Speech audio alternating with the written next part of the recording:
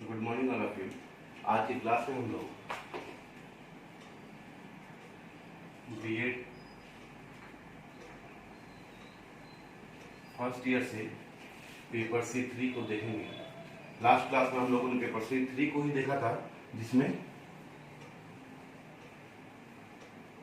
Chapter 12 को start किया था, और इसी चैप्टर 12 में आज हम लोग आगे बढ़ेंगे।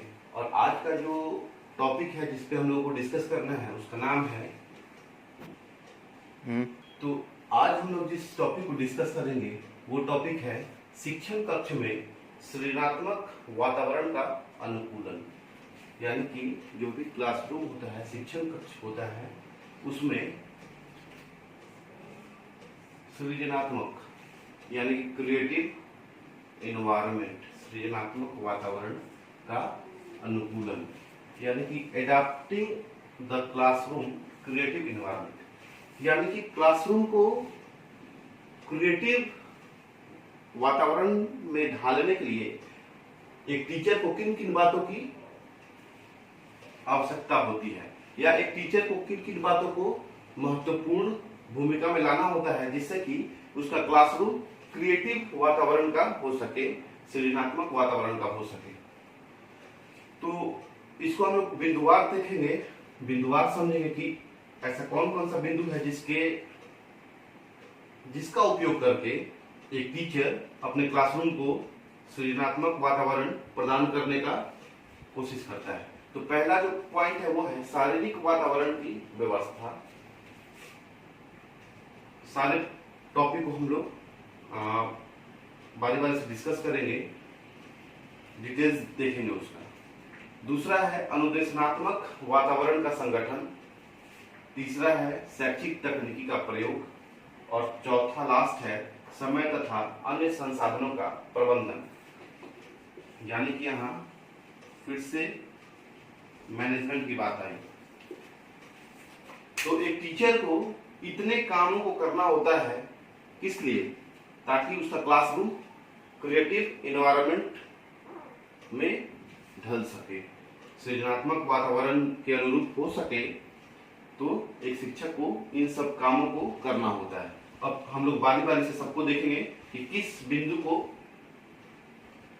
करने से क्या लाभ होगा, या एक टीचर को इन सब बिंदुओं को करने के लिए कौन कौन से प्रक्रियाओं से गुजरना होता है। तो जो शिक्षण कक्ष में सृजनात्मक वातावरण का अनुकूलन टॉपिक है, उसके अंदर जो पहला बिंदु है शारीरिक वातावरण की व्यवस्था, यानी कि अरेंजिंग द फिजिकल एनवायरनमेंट। यानी कि बच्चों को शिक्षण कक्ष में सृजनात्मक बनाने के लिए ऐसा कौन कौन सा व्यवस्था को किया जाए जिससे कि बच्चे शारीरिक रूप से काम करें और एक क्रिएटिव एनवायरनमेंट का स्थापना करें। तो उसको बिंदुवार हम लोग समझेंगे। और पहला जो बिंदु है वो है कि फर्स्ट डेस्क पर पड़ी वस्तुओं को तथा अन्य उपकरण अथवा निर्माण संबंधी बाधाओं को हटाकर बाधा रहित वातावरण की सुनिश्चितता। यानी कि छोटे टॉपिक की बात करें इस पूरे लाइन में, तो हम कह सकते हैं कि विद्यार्थियों के अंतर्गत बाधा रहित वातावरण की सुनिश्चितता। यानी कि एक ऐसा वातावरण जिसमें कि किसी भी प्रकार का बाधा नहीं हो बच्चों के लिए, किसी भी प्रकार का बाधा उत्पन्न नहीं हो किसी और के लिए।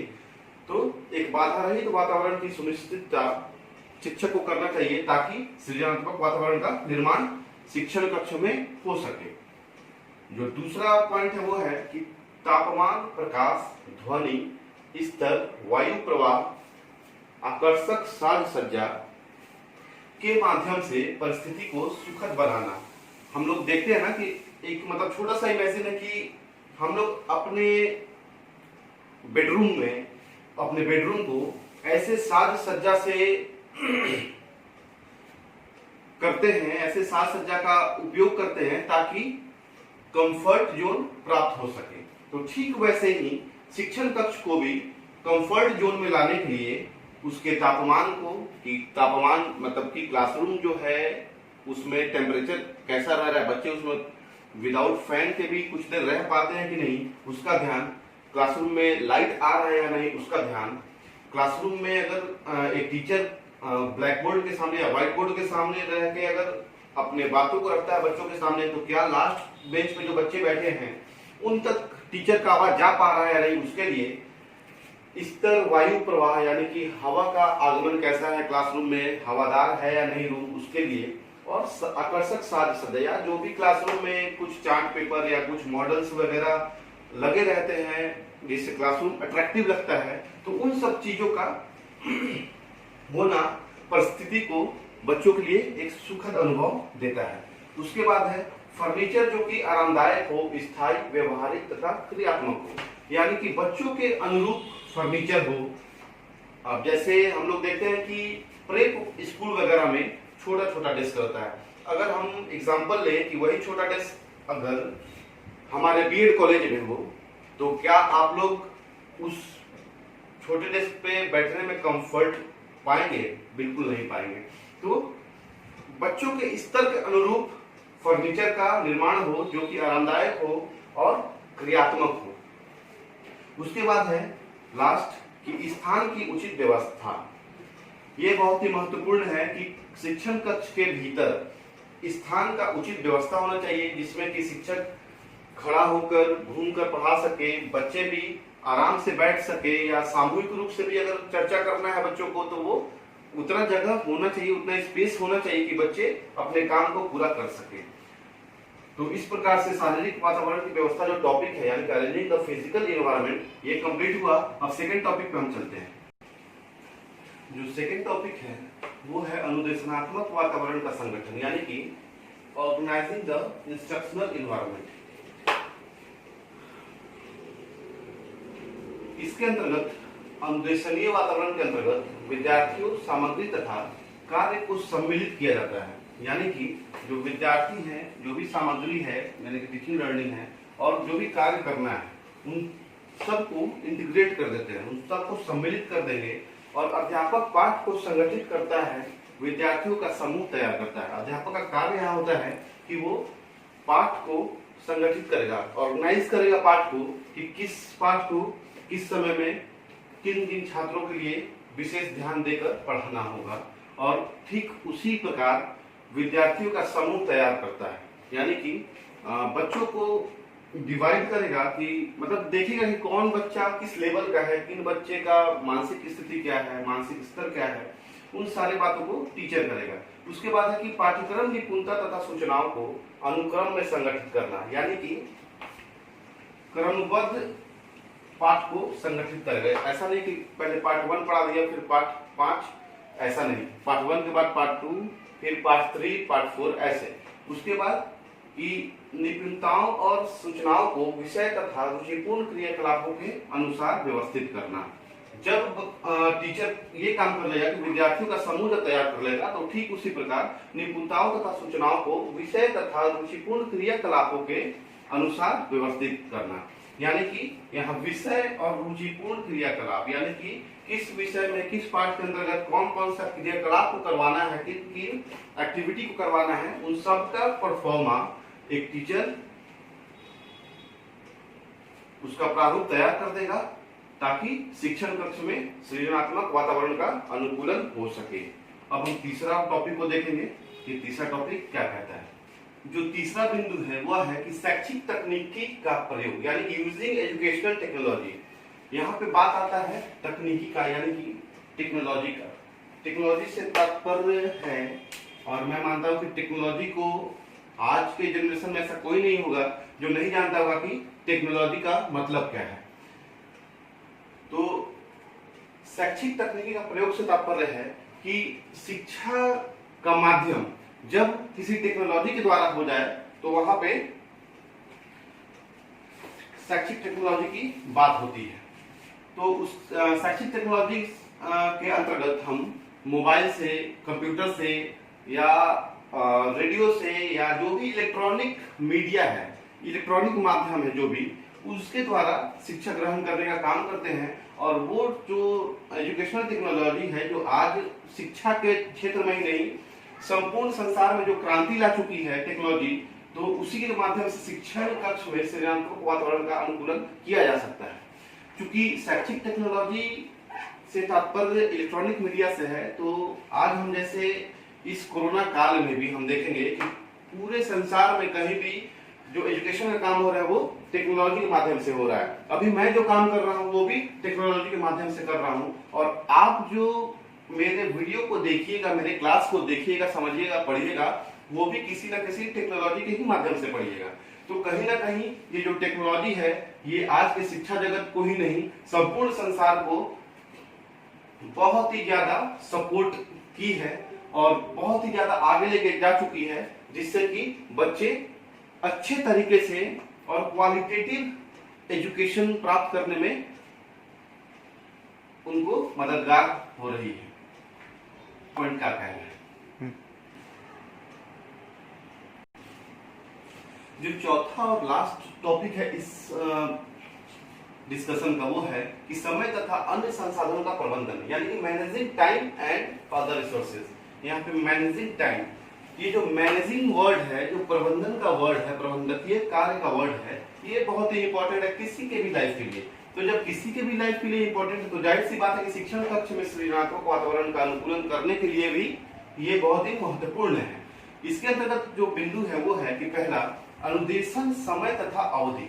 यहाँ अनुदेशन समय तथा अवधि से तात्पर्य है कि प्रतिदिन का जो दिनचर्या है कि किस समय में बच्चे को कौन सा काम करना है, कौन सा क्रियाकलाप करना है, उन सारे का डिटेल्स यहाँ पे टीचर द्वारा अनुदेशन समय तथा अवधि में बांट दिया जाता है कि किस समय में बच्चे को कौन सा काम करना है, कौन सा काम नहीं करना है। तो हम कह सकते हैं कि ये टाइम टेबल का या रूटीन, डेली रूटीन का नियम है इसके अंतर्गत, और बातें आती हैं जो इस प्रकार से है। तो जो अनुदेशन समय तथा अवधि की बात है, यानी कि जो भी डेली टाइम रूटीन है, या हम कह सकते हैं कि डेली का दिनचर्या का जो बात है उसमें कुछ निम्नलिखित बातें हैं, जैसे निश्चित कार्यक्रम से लचीले परिवर्तनशील कार्यक्रम की ओर, यानी कि टीचर को ये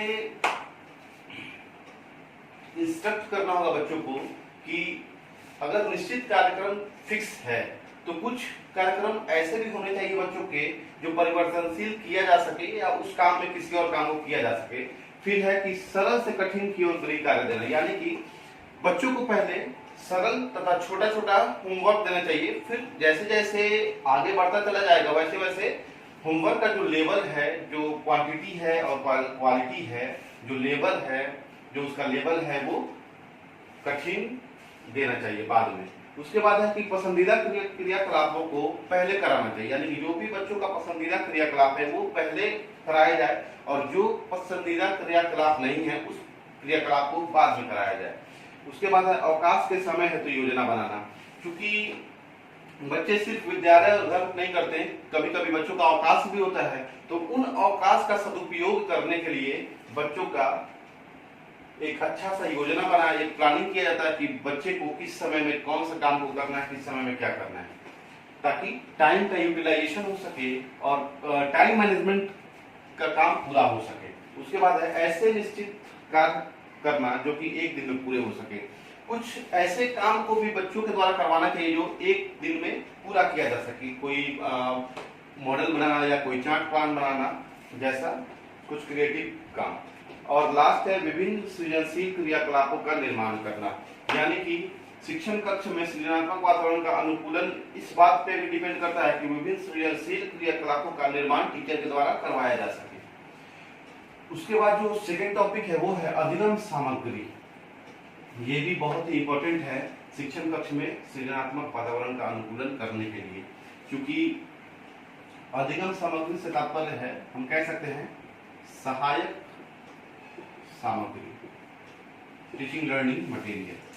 क्योंकि बच्चे को अट्रैक्ट करने के लिए, बच्चे को बहुत ही क्या कहते हैं कंसंट्रेट करने के लिए ये जरूरी है कि पढ़ाने के दौरान या शिक्षण कार्य को करने के दौरान कुछ अधिगम सामग्री का भी यूज किया जाए, ताकि बच्चे उसको बहुत ही बारीकी से समझ सके। जैसे अगर हम मैथ्स में, जैसे मैथ्स के अंदर अगर हम लोग वृत्त पढ़ रहे हैं, सर्कल पढ़ रहे हैं, तो ये पॉसिबल हो सकता है कि हम लोग या तो टेनिस बॉल को दिखाएं बच्चों को, या फुटबॉल को दिखाएं या बास्केटबॉल को दिखाएं जिसका सर्कल सरफेस हो। तो इस प्रकार से अगर हम कुछ मॉडल का प्रदर्शन करेंगे, कुछ चार्ट पेपर का प्रदर्शन करेंगे, तो बच्चे ज्यादा से ज्यादा कम से कम समय में सीखेंगे। तो अधिगम सामग्री का भी होना बहुत ही आवश्यक है। उसके बाद है लास्ट, अनुदेशनात्मक कार्यकर्ता। तो जो लास्ट अनुदेशनात्मक कार्यकर्ता है, इसका तात्पर्य है कि अगर किसी भी टीचर को इन सारे कामों को करने में कुछ भी कठिनाई हो रही है, कोई काम को समझ में नहीं आ रहा है, किसी काम को करने में कठिनाई उत्पन्न हो रही है, तो ये हो सकता है कि वह टीचर अपने किसी साथी का मदद ले ले, और वही अनुदेशन कार्यकर्ता यानी कि जो उसका साथी होगा, जो मददगार होगा, वही अनुदेशनात्मक कार्यकर्ता होगा, जो कि अपने साथी मित्र को, अपने साथी शिक्षक को हेल्प करेगा ताकि वो बच्चों को ज्यादा से ज्यादा अच्छा से अच्छा पढ़ा सके। तो इस प्रकार से हम लोगों का ये टॉपिक और ये डिस्कशन भी समाप्त हुआ, जिसका नाम है शिक्षण कक्ष में सृजनात्मक वातावरण का अनुकूलन। Thank you.